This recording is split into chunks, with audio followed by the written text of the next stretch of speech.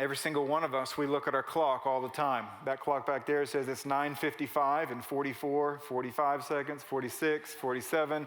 Time continues to move. In fact, when I stand here, I can see the clock move one after another second or minute.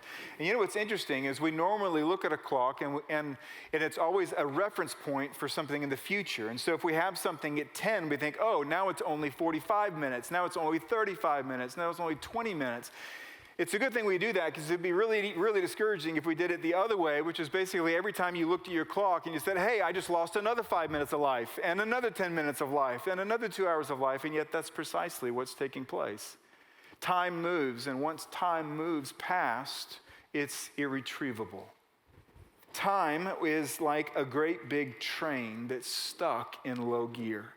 You can't stop it, you can't stand before it, but if you have margin in your life, you have time, you see. You can get ahead and you can switch the tracks in order to divert that time into areas of priority.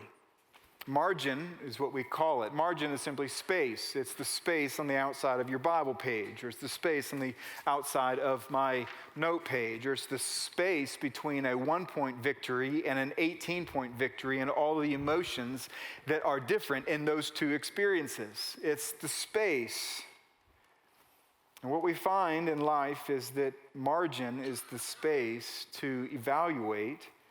It's the space needed to think.